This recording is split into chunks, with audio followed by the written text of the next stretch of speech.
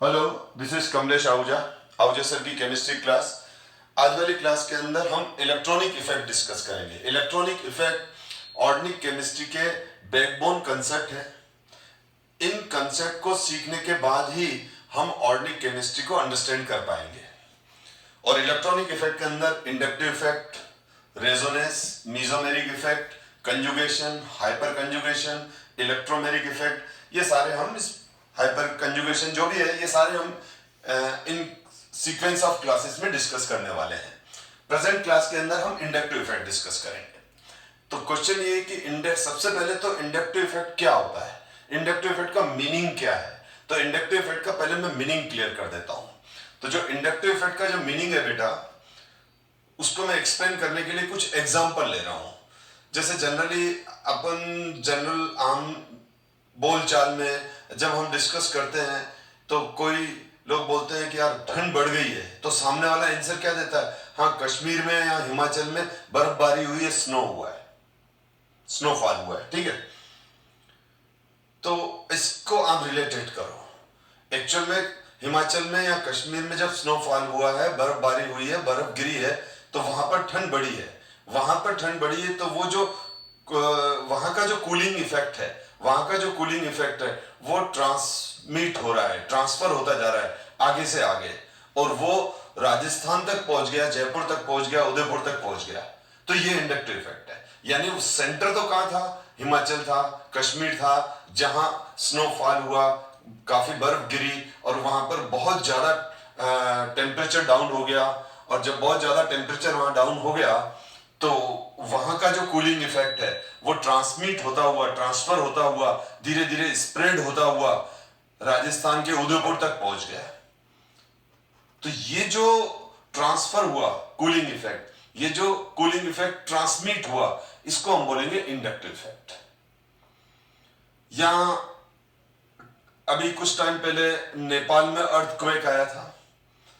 तो नेपाल में अर्थक्वेक आया तो हम न्यूज में देखते थे कि दिल्ली के अंदर वाइब्रेशन फील हुए। तो सेंटर कहां था? नेपाल में। नेपाल में अर्थक्वेक आया, लेकिन वहां पर जो वाइब्रेशन क्रिएट हुए, वो वाइब्रेशन जो है वो स्प्रेड हुए, आगे बढ़ते बढ़ते दिल्ली तक आए। तो हम क्या बोलेंगे?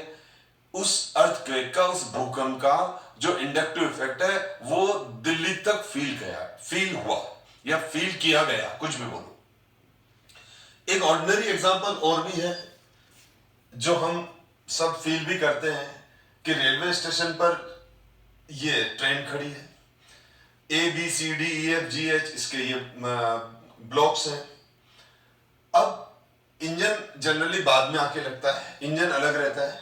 अब ये इंजन जब इस ट्रेन से कनेक्ट होता है, तो इंजन जैसे ही इस ट्रेन से कनेक्ट होगा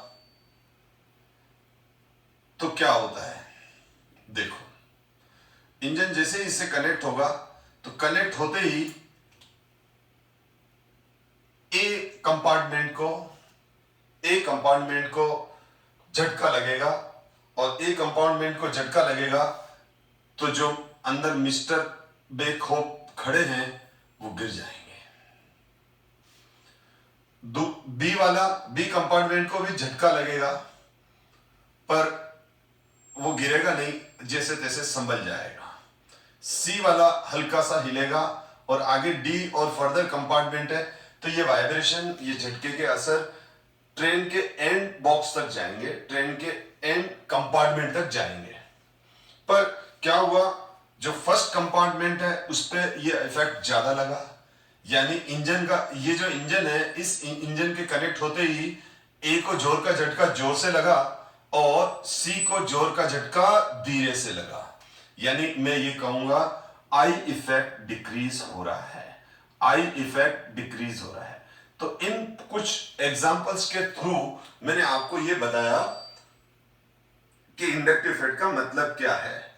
ठीक है, अब यहां पर देखो, यहां पर ये सारे एक दूसरे से बॉन्डेड है, और ये आगे से कनेक्ट हुआ, तो इसका जो इफेक्ट है, इसका जो झटका लगा, इसके जुड़ने से जो यहाँ वाइब्रेशन आए, तो ए पर सबसे ज्यादा वाइब्रेशन फील हुए, बी पर ये वाइब्रेशन और डिक्रीज हुए, सी पे डिक्रीज हुए, हो सकता है कि आगे D F G H I जो आगे वाले जो कंपार्टमेंट्स हैं उनको वो वाइब्रेशन इतने कम फील हो कि अंदर जो पैसेंजर बैठे हैं उनको मालूम ही नहीं पड़े। एनीवे, तो ये इंडक्टिव इफेक्ट है। इसका मतलब ये क्लियर हो गया, इंडक्टिव इफेक्ट डिस्टेंस के साथ डिक्रीज होता है। आई इफेक्ट, इंडक्टिव इफेक्ट को हम आई इफेक्ट बोलते हैं, आई इसका सिंबल है। तो इसका मतलब ये क्लियर हो गया, चाहे वो कश्मीर और हिमाचल में स्नोफॉल का कूलिंग इफेक्ट है, चाहे वो नेपाल के अंदर आने वाले अर्थक्वेक के बाद जो वाइब्रेशन स्प्रेड होते हैं, चाहे ये वाला एग्जांपल है। इन सारे एग्जांपल में आपने एक कॉमन चीज देखी कि डिस्टेंस के साथ ये इफेक्ट कम होता जाता है, नंबर 1। नंबर 2 जो है, ये इफेक्ट उन्हीं पे ही, ये इफेक्ट स्प्रेड उन पर ही होगा जो आपस में कनेक्ट है, आपस में बॉन्डेड है। जैसे ये सब एक दूसरे से बॉन्डेड है, ठीक है। अगर एक कंपार्टमेंट ऐसा है जो इससे के साथ बॉन्डेड नहीं है, ठीक है, इनके साथ कनेक्ट नहीं है, तो उसके ऊपर वाइब्रेशन फील नहीं होगा। तो ऑब्वियसली ये सब हम चीजें जानते हैं। तो इंडक्टिव इफेक्ट से हमको क्या क्लियर हुआ, नंबर 1, ये एक तरह से ट्रांसफ्यूजन हो रहा है, ट्रांसमिट हो रहा है आगे से आगे, किन के बीच में जो आपस में कनेक्ट है। डिस्टेंस के साथ ये प्रॉपर्टी कम होती जाती है, डिस्टेंस के साथ इसका इंटेंसिटी इफेक्ट कम होता जाएगा। तो इसी तरह का हम ऑब्जर्वेशन ऑर्गेनिक मॉलिक्यूल्स में भी देखते हैं कि ये, जैसे सपोज करो ये कार्बन चेन है और कार्बन चेन पर ये कोई सपोज करो क्लोरीन एटम लगा हुआ है, बाकी वैलेंसी हाइड्रोजन से सेटिस्फाइड है, अभी मैंने हाइड्रोजन नहीं लिखे हैं। तो ये C1 कार्बन हो गया, ये C2 हो गया, ये C3 हो गया, A B C हो गया, जैसे ये यहाँ 1 2 3 बोल रहा हूं मैं।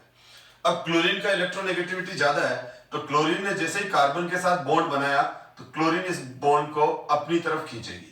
तो क्लोरीन जब इस बॉन्ड को अपनी तरफ खींचेगा, क्योंकि क्लोरीन का इलेक्ट्रोनेगेटिविटी कार्बन से ज्यादा है, तो क्लोरीन एक तरह से इस बॉन्ड को अपनी तरफ खींच रहा है। तो क्लोरीन C1 के कार्बन के बॉन्ड पेयर को अपनी तरफ खींच रहा है, तो C1 कार्बन पर पार्शियल पॉजिटिव चार्ज आएगा।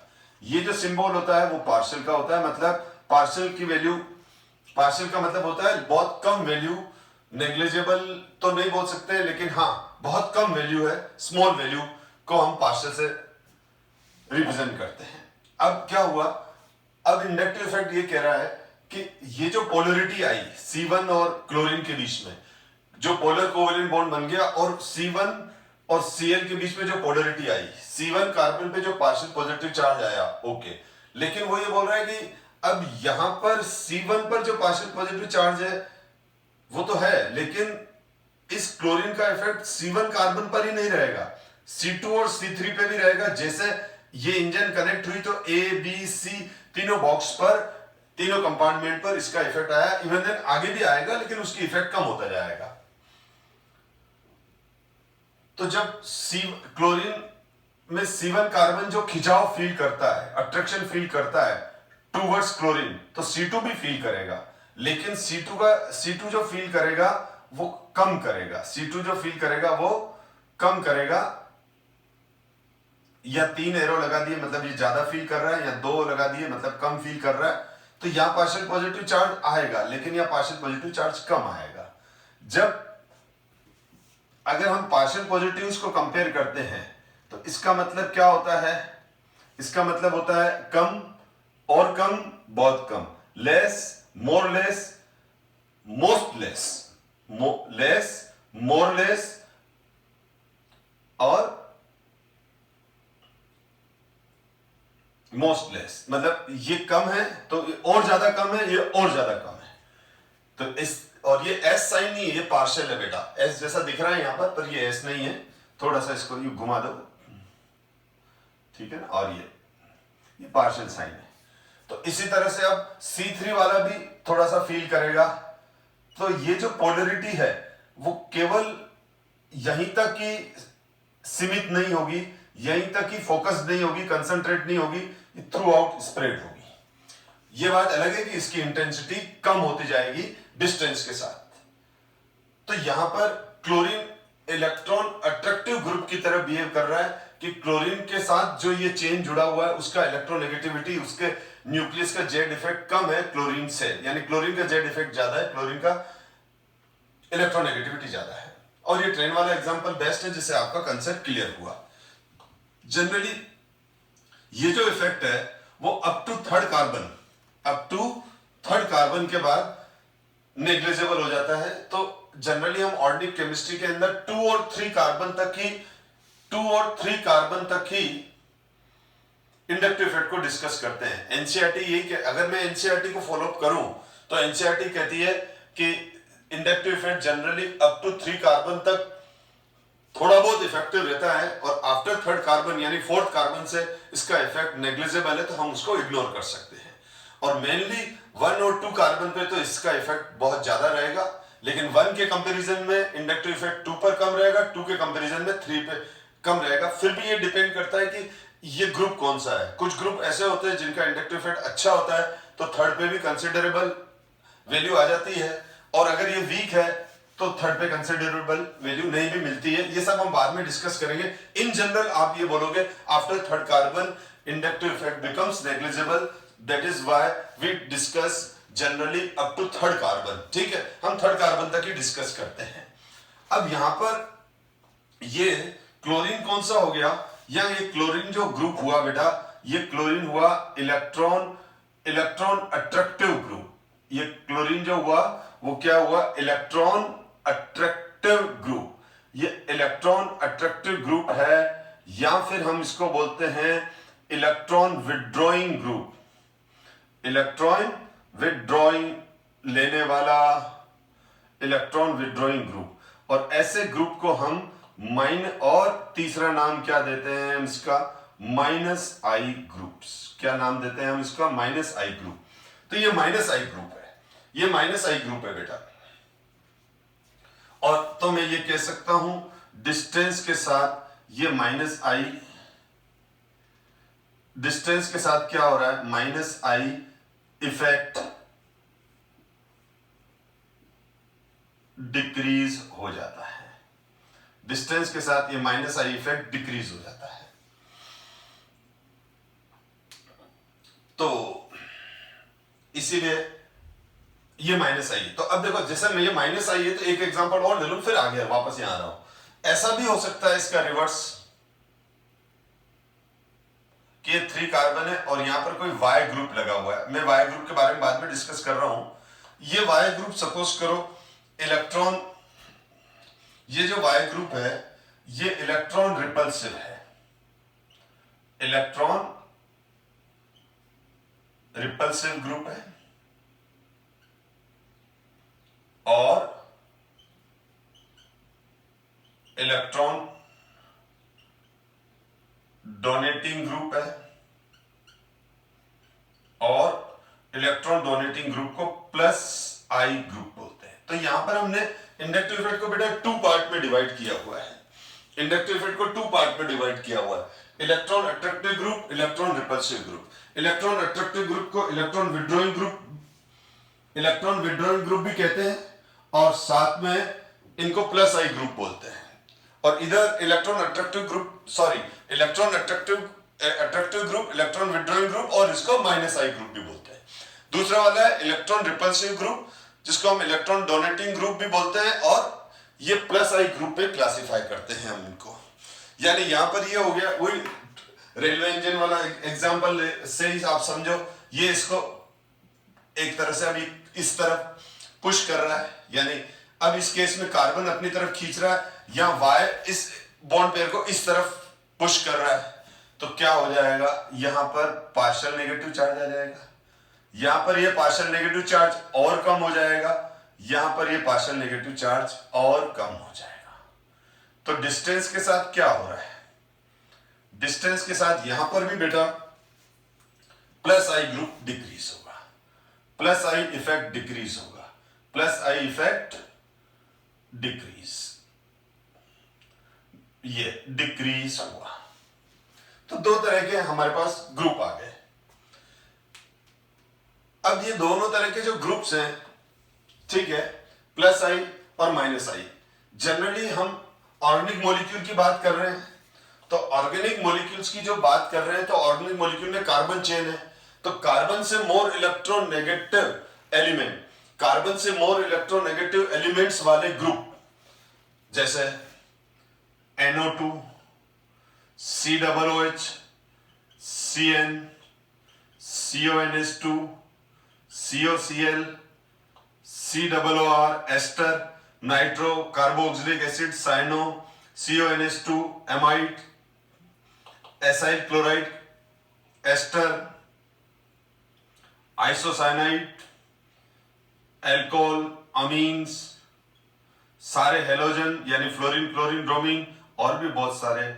मोस्टली ये जो ऑर्गेनिक के हम सब जो ऑर्गेनिक के फंक्शनल ग्रुप जो आईपीसी में देख चुके हैं, ये most of the organic functional group belongs to -I।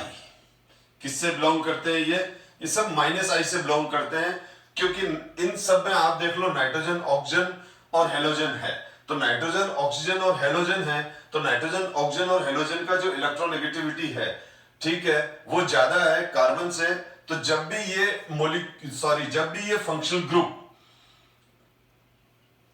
किसी भी ऑर्गेनिक चेन के साथ कनेक्ट होंगे तो वो इस तरह का इफेक्ट देंगे, -I इफेक्ट देंगे, क्योंकि NO2 जुड़ा तो एक नाइट्रोजन और दो ऑक्सीजन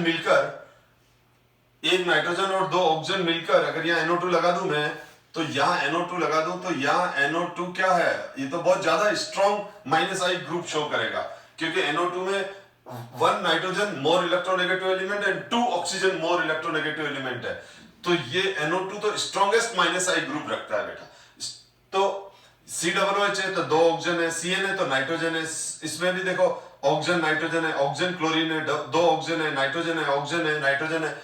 तो ये सारे एलिमेंट्स का इलेक्ट्रोनेगेटिविटी ज्यादा होने की वजह से ये सारे functional group -I effect electron withdrawing groups में क्लासिफाई होते हैं, और जब भी किसी ऑर्गेनिक चेन के साथ कनेक्ट होंगे तो -I इफेक्ट शो करेंगे। ठीक है, अब इसमें NO2 का जो इफेक्ट है वो सबसे ज्यादा रहता है as compare to other groups. तो अगर आपसे कोई पूछे कि स्ट्रॉन्गेस्ट -I ग्रुप रखने वाला, स्ट्रॉन्गेस्ट -I इफेक्ट रखने वाला कौन सा ग्रुप है, तो आप आंसर लिखोगे NO2। और +I इफेक्ट के अंदर जो ग्रुप्स आते हैं +I इफेक्ट के अंदर, वो आते हैं नेगेटिव चार्ज, जैसे O- O नेगेटिव, NH-, किसी के कोई भी एटम या कोई भी ग्रुप जिसके पास नेगेटिव चार्ज है वो हमेशा +I में आएगा। जैसे यहां पर अगर मैंने यहां पर क्या लगा दिया, O- लगा दिया, O-1, तो ये इलेक्ट्रॉन रिपल्सिव ग्रुप है, क्योंकि ऑक्सीजन पे नेगेटिव चार्ज है। ऑक्सीजन की 2 वैलेंसी होती है बेटा, तो यहां पर एक वैलेंसी तो कार्बन से कंप्लीट हो गई और O नेगेटिव हो गया, तो अब वैलेंसी 1 ही रहेगी, क्योंकि ऑक्सीजन की वैलेंसी कितनी रहती है, ऑक्सीजन की वैलेंसी बेटा 2 है। ये तो क्लियर है ऑक्सीजन का इलेक्ट्रॉनिक कन्फिगरेशन। तो ये O एटम है, ये O एटम है, ठीक है, और ये O एटम है, और O कितने बॉन्ड बनाता है, O 2 बॉन्ड बनाता है। लेकिन ऑक्सीजन पे अगर मैंने नेगेटिव कर दिया यानी 1 इलेक्ट्रॉन दे दिया, तो O- की वैलेंसी कितनी होगी, 1, तो यहाँ O- की वैलेंसी 1 सेटिस्फाइड होगी। और यह नेगेटिव चार्ज है, तो ये नेगेटिव चार्ज क्या करेगा, इस बॉन्ड पेयर को इस तरफ पुश करेगा, ठीक है, इस तरफ धक्का देगा, ठीक है, यानी ये नेगेटिव चार्ज है और बॉन्ड में भी इलेक्ट्रॉन नेगेटिव चार्ज है, तो ये एक रिपल्शन फील करेगा। इसी तरह से मैंने यहां पर NH- ले लिया, तो NH- ले लिया, तो नाइट्रोजन का नेगेटिव चार्ज जो है NH2 होता है, हाइड्रोजन हट गया तो NH- बन गया। इसी तरह से COO- है, तो कोई भी ऐसा ग्रुप एटम जिसपे नेगेटिव चार्ज है और वो कनेक्ट है कार्बन चेन के साथ, तो वो कार्बन चेन पर +I इफेक्ट देगा। इसके अलावा सारे एल्काइल ग्रुप जो हम आगे हाइपर कंजुगेशन में डिस्कस करेंगे कि एल्काइल ग्रुप की +I इफेक्ट क्यों है, अभी आप इसको याद रख लो। सारे एल्काइल ग्रुप जैसे मिथाइल हुआ, इथाइल हुआ, तो मिथाइल ग्रुप हुए, इथाइल ग्रुप हुए, प्रोपाइल ग्रुप हुए, ये सारे के सारे मिथाइल, इथाइल, प्रोपाइल, ये सारे के सारे +I इफेक्ट रखने वाले ग्रुप हैं।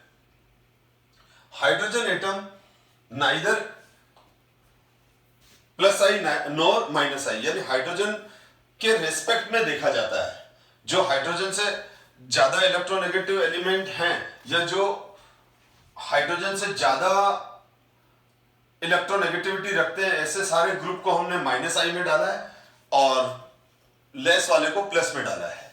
हाइड्रोजन जीरो आई इंडक्टिव इफेक्ट है। अगर आपको पूछे कि हाइड्रोजन एटम का कौन सा इंडक्टिव इफेक्ट है तो हम बोलेंगे जीरो आई इंडक्टिव इफेक्ट है, इसका कोई इंडक्टिव इफेक्ट नहीं होता है। यानी हमने हाइड्रोजन का जीरो मानते हुए हाइड्रोजन एटम के रेस्पेक्ट में इलेक्ट्रॉन विड्रॉइंग और इलेक्ट्रॉन डोनेटिंग ग्रुप्स को क्लासिफाई किया हुआ है। तो यहां तक आपको इंडक्टिव इफेक्ट का कंसेप्ट और इंडक्टिव इफेक्ट किस तरह से मॉलिक्यूल्स पे, ऑर्गेनिक मॉलिक्यूल्स पे अप्लाई होता है वो मैंने क्लियर किया। साथ में माइनस आई ग्रुप को भी आइडेंटिफाई करने का एक व्यू बताया, एक वे बताया, और प्लस आई का भी, यानी नेगेटिव चार्ज और एल्काइल ग्रुप। इसके अलावा हाँ, अगर कोई ऐसा ग्रुप जिसमें पॉजिटिव चार्ज है ऑलरेडी, जैसे यहां पर मैंने NH3 प्लस लगा रखा है, तो जिस तरह से यहां पर अगर नेगेटिव चार्ज, ऐसा कोई ग्रुप और एटम जिस पे नेगेटिव चार्ज है, वो अगर कार्बन चेन के साथ कनेक्ट है तो वो प्लस आई ग्रुप देगा, वो प्लस आई इफेक्ट देगा। तो इसी तरह से अगर कार्बन चेन के साथ कोई ऐसा ग्रुप और एटम है जुड़ा हुआ है जिसपे पॉजिटिव चार्ज है तो वो माइनस आई देगा। जैसे NH3 प्लस है, NF3 प्लस है, कोई भी यहां पर एलिमेंट जुड़ा हुआ है जिसपे पॉजिटिव चार्ज है तो minus I effect carbon chain को देगा। तो यहां तक मैंने इंडक्टिव इफेक्ट के बारे में बात की है। अभी हम इसकी एप्लीकेशन भी डिस्कस करेंगे, और लेकिन उससे पहले थोड़ा और डिस्कस कर लेते हैं। तो इंडक्टिव इफेक्ट जो है वो रिलेटिव वैल्यू है, रिलेटिव इफेक्ट भी है। तो रुको 2 मिनट, पहले ये जो मैंने स्लाइड बना रखी है उसको अपन रीड कर लेते हैं। Inductive effect: when a covalent bond is formed between atom of different electronegativity, the electron density is more towards the more electronegative atom of the bond. Such a shift of electron density result in a polar covalent bond. एक ordinary point लिखा हुआ है जो हम जानते हैं। अब मैं ये कह रहा था, तो उसके बाद मैंने आपको बताया कि इंडक्टिव इफेक्ट क्या है, ठीक है। तो अब जो इंडक्टिव इफेक्ट है, थोड़ा सा ये देखो आप, such polarisation of sigma, such polarisation, जो पोलराइजेशन अभी आपने देखा, यानी कोई फंक्शनल ग्रुप, अगर कोई फंक्शनल ग्रुप जैसे क्लोरीन एटम है, NO2 है, वो अगर कार्बन चेन के साथ बॉन्डेड है तो सिग्मा बॉन्ड का पार्शियल डिस्प्लेसमेंट टुवर्ड्स क्लोरीन या टुवर्ड्स NO2 हुआ। लेकिन अब इंडक्टिव इफेक्ट कंसेप्ट क्या कह रहा है? इंडक्टिव इफेक्ट कंसेप्ट ये कह रहा है कि ये जो इफेक्ट है वो केवल उस कार्बन यानी C1 कार्बन तक ही सीमित नहीं रहेगा, लिमिटेड नहीं रहेगा, ये आगे स्प्रेड हो जाएगा। और कैसे होगा ये मैं अब क्लियर कर चुका हूं। तो ये एक बार हम लैंग्वेज रीड कर लेते हैं, उसके बाद हम आगे बढ़ते हैं जो मैं एक्सप्लेन करना चाहता था। तो सच पोलराइजेशन, अब ये पोलराइजेशन एक बॉन्ड पर नहीं है, पूरी कार्बन चेन पर है। ये बात अलग है कि 1 2 3 कार्बन पर ये पोलराइजेशन ज्यादा इफेक्टिव है, जहां महसूस किया जा सकता है। Such polarisation of sigma bond caused by the polarization of adjacent sigma bond is referred to as the inductive effect. हम इसको क्या बोलते हैं? इंडक्टिव इफेक्ट बोलते हैं, क्योंकि जो फर्स्ट कार्बन का पोलराइजेशन है वो एडजेसेंट बॉन्ड पर ट्रांसफर होता है, और फिर जिस एडजेसेंट बॉन्ड पर ट्रांसफर हुआ वो उससे फिर नेक्स्ट एडजेसेंट पर ट्रांसफर होता है। तो हम इसको इंडक्टिव इफेक्ट कह रहे हैं। इन other words, inductive effect may be defined as a permanent and partial displacement of sigma bond pair of electron of a bond towards more electronegative atom of group. ये green fonts बहुत important है। In other words, inductive effect may be defined as a permanent effect. बिल्कुल ये permanent effect है बेटा, क्योंकि एक बार chlorine जुड़ गया या NO2 जुड़ गया तो जो कार्बन चेन पे पोलराइजेशन क्रिएट हुआ वो अब परमानेंट रहेगा। यूं नहीं है कि NO2 15-20 मिनट तो खींचेगा फिर बोलेगा थक गया हूं अब नहीं खींचूंगा, ऐसा नहीं है, वो परमानेंट इफेक्ट चलेगा, ठीक है ना। तो in other words, inductive effect में be defined as a permanent and partial displacement of sigma. आपने देखा सिग्मा पूरा का पूरा शिफ्ट नहीं हुआ, थोड़ा सा ही शिफ्ट हुआ। अब सिग्मा हल्का सा शिफ्ट हुआ, इसका मतलब क्या हुआ, जो एटॉमिक ऑर्बिटल है सिग्मा बॉन्ड में, जो एटॉमिक ऑर्बिटल है वो पार्शियली उनका electron density more electronegative element की तरफ शिफ्ट हुआ। मैं वापस रीड कर रहा हूं। In other words, inductive effect may be defined as a permanent and partial displacement of sigma bond pair of electron of a bond towards more electronegative atom or group. Since this effect is always transmitted along chain of carbon atom, it is also known as transmission effect, जो मैंने आपको explain कर चुका हूँ. The transmission is in decreasing order at third carbon atom, it becomes negligible. ठीक है, तो ये वही वाली बात है जो मैं डिस्कस कर चुका हूँ कि मैंने बताया स्नोफॉल हुआ कश्मीर में या हिमाचल के अंदर, तो क्या हुआ, उसका जो कूलिंग इफेक्ट है वो ट्रांसमिशन हुआ उसका, तो ये भी उसी तरह का इफेक्ट है, इसीलिए इसको हम ट्रांसमिशन इफेक्ट भी बोलते हैं। और थर्ड कार्बन के बाद ये नेग्लिजिबल हो जाता है। Inductive effect is related to the ability of substituent. बिल्कुल सही है कि NO2 की एबिलिटी अलग होगी खींचने की, फ्लोरीन की अलग होगी, क्लोरीन की अलग होगी, OH की अलग होगी, COOH की अलग होगी। इसीलिए अलग अलग ग्रुप से जो कार्बन चेन में पोलराइजेशन क्रिएट होगा, इंडक्टिव इफेक्ट क्रिएट होगा, वो अलग अलग होगा। तो inductive effect is related to the ability of substituents to, ठीक है। अब ये बोल रहा है एबिलिटी ऑफ सब्स्टिट्यूएंट्स, तो इसमें दो बातें आ गई, एक तो स्ट्रेंथ आ गई, उसकी स्ट्रेंथ क्या है, और दूसरा उसकी नेचर आ गई। नेचर का मतलब क्या हुआ कि वो इलेक्ट्रॉन डोनर है कि विड्रॉल है, आइदर विड्रॉइंग और donating electron density to the attached carbon atom. Based on this ability, the substituents can be classified as electron withdrawing or electron donating groups relative to hydrogen. तो ये जो है, ये वो सारे पॉइंट है जो मैं अच्छे से डिस्कस कर चुका हूं, उसको मैंने लैंग्वेज फॉर्म में लिखा है। ये बहुत अच्छा पैराग्राफ है जो इंडक्टिव इफेक्ट के सारे पॉइंट्स को डिस्कस कर रहा है। तो हम और आगे बढ़ते हैं बेटा। अब इंडक्टिव इफेक्ट में क्या है बेटा, इंडक्टिव इफेक्ट एक तरह से एक रिलेटिव वैल्यू है, दो ग्रुप्स हैं। अब हम एक दूसरे नजरिए से इंडक्टिव इफेक्ट को देख रहे हैं। मैं एक जस्ट एग्जांपल लूं कि ये जैसे कार्बन चेन है, अब मैंने यहां NO2 लगा दिया, तो NO2 क्या कर रहा है, NO2 इस बॉन्ड पेयर को खींच रहा है, तो मैं क्या बोलूंगा, NO2 का इफेक्ट यहां पर क्या है, NO2 का इफेक्ट है माइनस किसके ऊपर, तो NO2 इस कार्बन चेन पर कौन सा इफेक्ट दे रही है, NO2 इस कार्बन चेन पर -I इफेक्ट दे रही है। लेकिन मैं ये भी तो बोल सकता हूं, ये जो एल्काइल ग्रुप है CH3 CH2 CH2, ये जो प्रोपाइल ग्रुप है वो इसको क्या दे रहा है, इलेक्ट्रॉन दे रहा है, तो ये तो इलेक्ट्रॉन डोनेटिंग हुआ, वन डोनेटिंग हुआ, डोनेटिंग टू NO2, ठीक है। तो प्रोपाइल या प्रोपाइल कह रहा मैं तो इलेक्ट्रॉन दे रहा हूं, या प्रोपाइल कह रहा मैं तो इलेक्ट्रॉन दे रहा हूं, मैं तो +I इफेक्ट, ठीक है। अब NO2 से पूछ लेते हैं, NO2 बोल रहा मैं तो इलेक्ट्रॉन खींच रहा हूं, देख लो इलेक्ट्रॉन विथड्रॉइंग ग्रुप,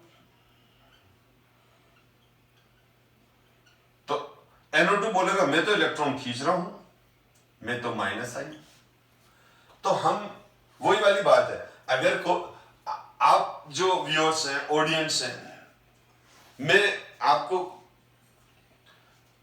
मैंने आपको ये दोनों मार्कर मैंने आपको दिए, तो क्या हुआ, मैं बोलूंगा मैं डोनर हूं, इसीलिए मैं आपको दोनों मार्कर दे रहा हूं। नहीं, आप यूं भी तो बोल सकते हो, नहीं नहीं सर हमने आपसे खींच के ले लिए, हम एक्सेप्टर हैं। तो वही वाली बात है, एक ले रहा है तो दूसरा दे रहा है, यानी अपन ये देखें कि एक हमेशा जब +I इफेक्ट है तो -I इफेक्ट भी है, ठीक है। जैसे यहां प्रोपाइल NO2 पर +I इफेक्ट दे रहा है, प्रोपाइल ग्रुप इस पे प्लस आई इफेक्ट दे रहा है, तो NO2 इस पे माइनस आई इफेक्ट दे रहा है। अब ये बात अलग है कि हम जब बोलते हैं कि भाई प्रोपाइल पर कौन सा इफेक्ट है, तब हम बोलते हैं NO2 का माइनस आई इफेक्ट है, तब हम बोलते हैं NO2 का माइनस आई इफेक्ट है। तो हम किस पर देख रहे हैं उसके रेस्पेक्ट में बात करेंगे। तो जनरली हम क्या देख रहे हैं इंडक्टिव इफेक्ट में कि कार्बन चेन पर क्या इफेक्ट है NO2 का, तो कार्बन चेन पर NO2 का इफेक्ट है माइनस आई इफेक्ट। क्लोरीन का क्या इफेक्ट है कार्बन चेन पर, माइनस आई इफेक्ट। लेकिन वाइस वर्सा उल्टा हो जाएगा, कार्बन चेन का इन ग्रुप्स पे क्या इफेक्ट था, प्लस आई वाला। तो ये पॉइंट भी एक माइंड में आप सेपरेट रखें। अब दूसरा क्या होता है, अगर मैं बात करूं कार्बन कार्बन सिंगल बॉन्ड की, डबल बॉन्ड की और ट्रिपल बॉन्ड की, यानी मैं बात कर रहा हूं एल्कीन की, एल्कीन की और एल्काइन। तो ये sp3 है, ये sp3 है, ये sp2 है, ये sp2 है, ये sp है, ये sp है, ठीक है।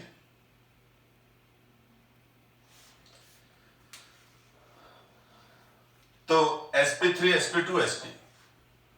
अब अगर मैं यहां बात करूं तो यहां s परसेंटेज कितना है, 25%, 33.3% और यहां 50%, क्योंकि sp3 में 4 हाइब्रिड स्टेट है, sp3 और उसमें से 1s है, तो 1/4 मतलब 25% s करेक्टर होता है। यहां sp3 में 1s है, 2p है, टोटल 3sp2, 3 में से 1s है, तो 33% s हुआ। s और p 2 है, उसमें से एक s है, एक p है, मतलब 50% s हुआ, ये हम जानते हैं। तो यहां पर क्या होता है कि जो sp3 कार्बन है, sp3 कार्बन, sp2 कार्बन और sp carbon, sp3 carbon, sp2 carbon and sp carbon. तो यहां पर लेफ्ट राइट चलेंगे तो इनकी इलेक्ट्रोनेगेटिविटी इंक्रीज होगी, जेड इफेक्ट इंक्रीज होता है, साइज डिक्रीज होती है। तो हमेशा ध्यान रखो sp कार्बन का इलेक्ट्रोनेगेटिविटी ज्यादा होगा। अच्छा, इलेक्ट्रोनेगेटिविटी बढ़ेगा तो अब डेफिनेटली sp कार्बन में माइनस आई इफेक्ट आना चालू हो जाता है। कुछ एग्जांपल से समझाता हूं, डायरेक्ट एक्सप्लेन कर दूंगा, थ्योरी बोलूंगा तो समझ में नहीं आता है। एक एग्जांपल ले लेता हूं। अब देखो, जैसे यहां पर मैंने लिया CH3 CH double bond CH2। तो अब इस केस में क्या हुआ, यहां पर ये वाला जो ग्रुप है बेटा वो एल्कीन ग्रुप हो गया, दिस इज द एल्कीन। अब जब ये एल्कीन हुआ तो ये एल्कीन है, तो अब इस केस में अगर मैं इन दोनों को कंपेयर करूं तो ये तो हो जाएगा हमारा प्लस आई इफेक्ट और ये हो जाएगा माइनस आई। एल्कीन बोल रहा है मैं खींच रहा हूं, मिथाइल बोल रहा है नहीं मैं दे रहा हूं, कोई बात नहीं। अब ये तो यही जाने कौन खींच रहा है कौन ले रहा है, ठीक है ना, ऐसा ही होता है, ठीक है ना। कोई हार जाता है तो बोलता है मैंने तो जान करके उसको जीतने दिया, ठीक है। तो वही वाली बात ऑर्डनिंग में भी चलती रहती है, ठीक है। तो अब यहां पर क्या हुआ, प्रोपीन में ये वाला मिथाइल ग्रुप, ये वाला एल्काइल ग्रुप एक तरह से किस तरह से बिहेव कर रहा है, ये वाला एल्काइल ग्रुप हमारा प्लस आई की तरफ से बिहेव कर रहा है, तो ये माइनस आई की तरफ से कर रहा है। अब मैं ये बोल सकता हूं कि ये एल्काइल ग्रुप इस पे प्लस आई इफेक्ट दे रहा है, या ये एल्कीन ग्रुप इस पे माइनस आई इफेक्ट दे रहा है, ठीक है। नजरिया अपना अपना है बेटा। अब वो हम बाद में ये सब चीजें आप समझ लो, बाद में हम जब क्वेश्चंस प्रैक्टिस करेंगे तब आपको समझ में आएगा कि इसके एप्लीकेशंस क्या है। अभी तो आप खाली जो मैं एक्सप्लेन कर रहा हूं उस पर ध्यान दो। इसी तरह से अगर मैंने ये ले लिया,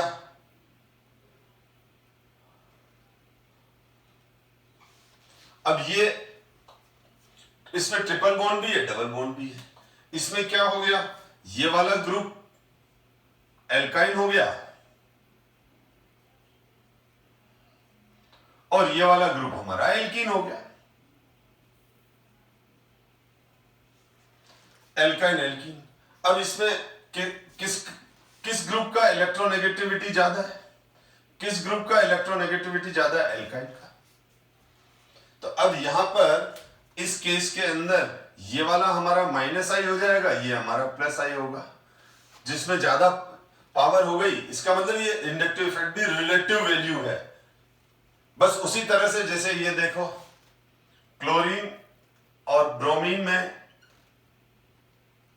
क्लोरीन और फ्लोरीन में तो ClF बॉन्ड है, ClF3 होता है, ये BrF3 भी होता है, BrCl भी होता है।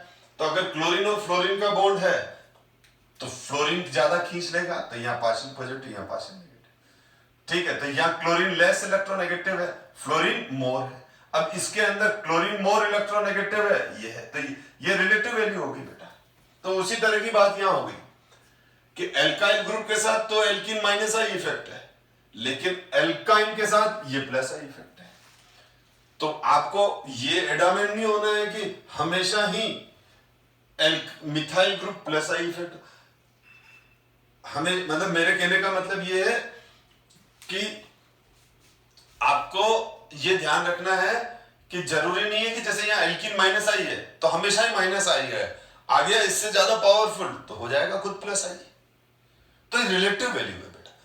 इसी तरह से मिथाइल ग्रुप हमेशा प्लस आई इफेक्ट शो करे जरूरी नहीं है, माइनस भी शो कर सकता है। किससे बॉन्डेड है वो देखना पड़ेगा हमको, किससे बॉन्डेड है वो देखना पड़ेगा हमको। जैसे कोई एटम किस दूसरे एटम से बॉन्डेड है, उस बेस पे उसकी इलेक्ट्रोनेगेटिविटी डिसाइड होगी। जैसे Cl क्लोरीन फ्लोरीन बॉन्ड है तो फ्लोरीन मोर इलेक्ट्रोनेगेटिव है, क्लोरीन लेस है। और यही अगर क्लोरीन ब्रोमीन से जुड़ा हुआ है तो फिर क्लोरीन मोर इलेक्ट्रोनेगेटिव एलिमेंट है। तो उसी तरह से इंडक्टिव इफेक्ट का भी कंसेप्ट है बेटा। और अब आप बोलोगे कि सर यहां एल्कीन माइनस आई भी शो कर रहा है, प्लस आई भी, तो फिर एल्काइल कब शो करेगा? यस, अगर ऑर्गेनोमेट्रिक कंपाउंड्स की बात करें हम, ऑर्गेनोमेट्रिक कंपाउंड्स क्या होते हैं? जिसमें मेटल कार्बन बॉन्ड होते हैं।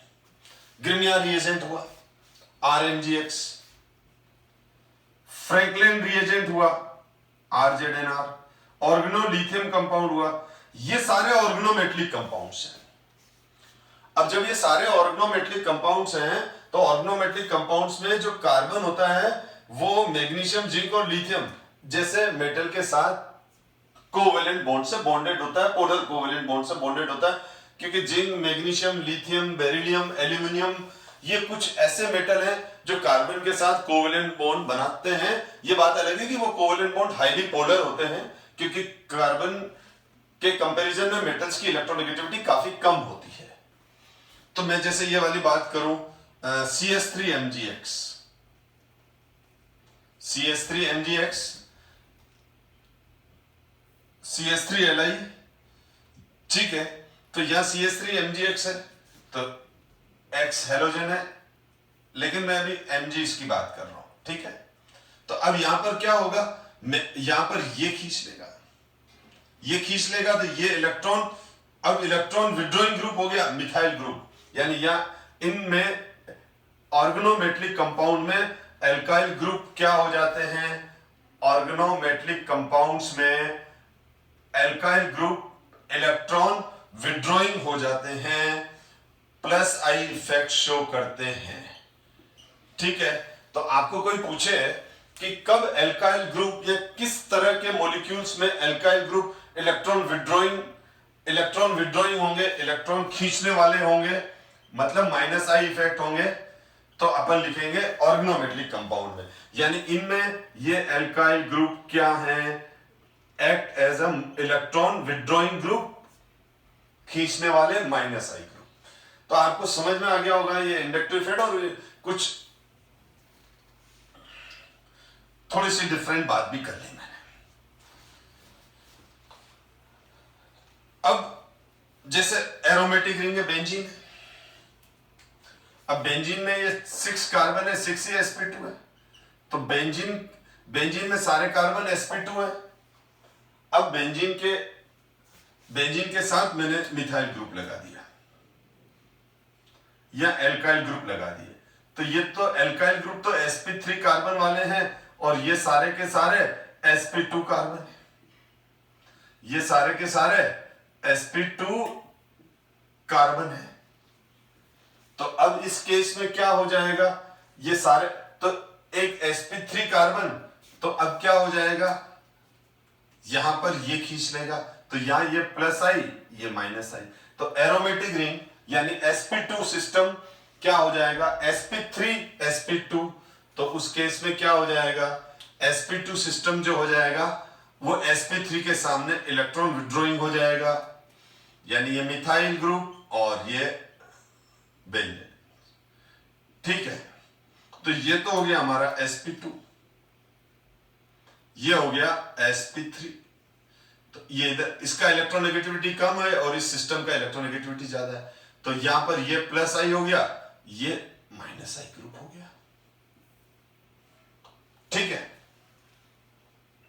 इसी तरह से अगर मैंने यहां CHO लगा दिया तो ऑक्सीजन की वजह से ऑक्सीजन की इलेक्ट्रोनेगेटिविटी ज्यादा है, तो अब यहां पर ये खींच लेगा, तो यहां पर ये माइनस आई ग्रुप हो गया, ये प्लस आई है, यानी एक देने वाला तो दूसरा लेने वाला। अब ये इस कंसिडरेशन पे मत जाओ, ये आपस में ये इनके आपस की लड़ाई है कि नहीं मैंने तेरे से ले लिया, या ये बोलेगा मैंने तेरे को दे दिया, हम उस पर नहीं जा रहे हैं। ठीक है, हम तो जो देख रहे हैं वो बोल रहे हैं कि ये दे रहा है ये ले रहा है। तो ये CHO का इफेक्ट क्या है, माइनस आई इस एरोमेटिक रिंग पर, इस एरोमेटिक रिंग का इस फिनाइल रिंग का CHO पे क्या इफेक्ट है, प्लस आई। तो इस तरह से हम यहां इंडक्टिव इफेक्ट डिस्कस कर रहे हैं। अब इंडक्टिव इफेक्ट की एप्लीकेशंस क्या है, तो हम इंडक्टिव इफेक्ट की एप्लीकेशंस डिस्कस करते हैं। और अब एक बात क्लियर हो गया, अगर आपसे कोई पूछे कॉज क्या है, कॉज ऑफ आई इफेक्ट, तो अगर जैसे बोर्ड एग्जाम में या किसी एग्जाम में थ्योरी में आ जाए तो कॉज क्या है, तो due to difference in electronegativity, due to difference in electronegativity inductive effect क्यों बनता है ये, and due to different hybridisation. आपने देखा due to difference in hybridisation, sp3 sp2 sp जो मैं डिस्कस कर चुका हूं, तो ये होता है। उसके अलावा एक चीज और क्लियर कर दूं मैं कि इंडक्टिव इफेक्ट के तीन मेन कैरेक्टरिस्टिक प्रॉपर्टी है। एक तो ये परमानेंट इफेक्ट है, लग गया तो लग गया। दूसरा ये वीक इफेक्ट है, भले हम अभी इतना डिस्कस कर रहे हैं लेकिन ये इफेक्ट इतना ज्यादा डोमिनेट नहीं रहता है, क्योंकि कार्बन का अपना भी इलेक्ट्रोनेगेटिविटी रहता है, तो कार्बन अपने बॉन्ड पेयर को अपने न्यूक्लियस के अराउंड ज्यादा पास में या ज्यादा दूर अपने इलेक्ट्रॉनिक क्लाउड को शिफ्ट होने नहीं देता है। तो ये वीक इफेक्ट है। इस इफेक्ट की वजह से प्रॉपर्टीज में स्लाइटली कुछ प्रॉपर्टीज चेंज होती है, लेकिन प्रॉपर्टी में कोई मेजर चेंज आ जाए वो ऐसा नहीं होता है। देखो प्रॉपर्टीज में मेजर चेंज तब आएगा जब ये इफेक्ट स्ट्रांग होता है। तो हम क्या बोलेंगे, ये परमानेंट इफेक्ट है, ये वीक इफेक्ट है, ये प्रॉपर्टीज को थोड़ा बहुत डेविएट करता है, एसिडिक बेसिक और स्टेबिलिटी वाली नेचर्स को, एसिडिक और बेसिक नेचर्स को, लेकिन एकदम बहुत ज्यादा चेंज नहीं करता है। और तीसरा, सारे ऑर्बिटल अपनी जगह रहते हैं, हाइब्रिड स्टेट चेंज नहीं होती है। तो ये 3 पॉइंट आपको ध्यान रखने हैं कि इंडक्टिव इफेक्ट की वजह से जो ऑर्बिटल्स हैं उस पर कोई ज्यादा फर्क नहीं पड़ता है, वो खाली हल्के फुल्के उनकी electron density more electronegative elements की तरफ शिफ्ट हो जाती है। तो it is a permanent effect, it is a weak effect, ठीक है, and electron will not change its atomic orbitals. Electrons will not change its atomic orbitals, ठीक है। हर इलेक्ट्रॉन अपने एटॉमिक ऑर्बिटल में 3 पॉइंट नोट कर लो, permanent effect, weak effect, electron will not change its atomic orbital. तो हम आगे बढ़ते हैं। फिर ये माइनस आई इफेक्ट में एक्सप्लेन कर चुका हूं, मैं रीड नहीं करता हूं, रीड करते टाइम खराब हो जाता है। तो यहां पर मैंने ये सीक्वेंस बना रखा है कि सबसे हाईएस्ट N+R3 है, फिर NH3 प्लस है, NO2 है। तो ये इंडक्टिव इफेक्ट का ऑर्डर बता रखा है, यानी हाईएस्ट माइनस आई इफेक्ट कौन शो कर रहा है? Highest minus I effect show करने वाला ग्रुप है ये वाला, पॉजिटिव चार्ज। ठीक, उसके बाद उससे कम NH3 प्लस। अब आप बोलोगे सर अभी आपने थोड़ी देर पहले बोला था NO2। Yes, NO2 functional group है बेटा, ये फंक्शनल ग्रुप ये आयंस है बेटा। तो अगर पॉजिटिव आयंस है तो वो पहले लिखने हैं। पहला फंक्शनल ग्रुप न्यूट्रल है जो NO2 सबसे स्ट्रॉन्ग है। फिर NO2 से वीक क्या है? CN है। ठीक है, ये इनके इंडक्टिव इफेक्ट के बारे में डिस्कस किया है मैंने, सॉरी इंडक्टिव इफेक्ट के ऑर्डर को बताया है। तो इसको आप थोड़ा सा देख लेना, धीरे धीरे अपने आप लर्न हो जाएंगे और कुछ प्रिडिक्ट कर लोगे। ये COR एस्टर है, ये OR है, ठीक है ना, इस तरह से है। और ये एक मिनट, ये है C∪R, ठीक है, और OH है, ये देखो एल्काइन है, ये एल्काइन है, यानी ये sp सिस्टम है, ये sp2 सिस्टम है, ठीक है। तो इस तरह से लर्न कर लेना आप। अब यहां पर ये RCH ट्रिपल बॉन्ड C है, ये है। तो वैसे इतना ज्यादा लर्न करने की जरूरत नहीं है, आपको एग्जाम में हिंट मिल जाएगा तो आपका सॉल्यूशन आ जाएगा। इसी तरह से प्लस आई ग्रुप के बारे में बात कर लूं मैं। तो प्लस आई ग्रुप जो है उसके अंदर हमेशा आप देख लो, वहां पर स्ट्रॉन्ग माइनस आई आयन रहेगा, तो यहां पर स्ट्रॉन्ग प्लस आई भी नेगेटिव आयन रहेगा, यानी O- आयन सबसे ज्यादा स्ट्रॉन्ग है, उससे कम स्ट्रॉन्ग COO- है, उससे फिर एल्काइल ग्रुप्स का नंबर आ जाएगा। ये है, फिर ये है, इस तरह से आप देख लो। यहां एक इंपॉर्टेंट चीज है, बहुत इंपॉर्टेंट चीज है, जहां हम स्टूडेंट्स का ध्यान नहीं जाता है, ड्यूटेरियम। ड्यूटेरियम जो है वो प्लस आई इफेक्ट है, और सबसे वीक प्लस आई इफेक्ट रखने वाला अगर आपको एटम पूछे तो वो है ड्यूटेरियम। वीकेस्ट, ये ध्यान रखना, बहुत इंपॉर्टेंट क्वेश्चन है एग्जाम पॉइंट ऑफ व्यू से, कि ड्यूटेरियम का इफेक्ट क्या है। हाइड्रोजन का जो आइसोटोप है ड्यूटेरियम, उसका क्या इफेक्ट है? प्लस आई इफेक्ट है। उसका क्या इफेक्ट है? प्लस आई इफेक्ट है। और दूसरा क्वेश्चन ये बनेगा कि सबसे वीक प्लस आई इफेक्ट रखने वाला एटम कौन सा है, ग्रुप कौन सा है, तो आप लिखोगे ड्यूटेरियम। अब हम आगे बढ़ते हैं बेटा, अब हम देखते हैं एप्लीकेशंस ऑफ इंडक्टिव इफेक्ट। तो इंडक्टिव इफेक्ट की एप्लीकेशन क्या है, ऑर्डनिंग में ये कहां काम आता है, कैसे काम आता है, तो ये मैं नेक्स्ट क्लास में डिस्कस करता हूं। Thank you so much my dear student.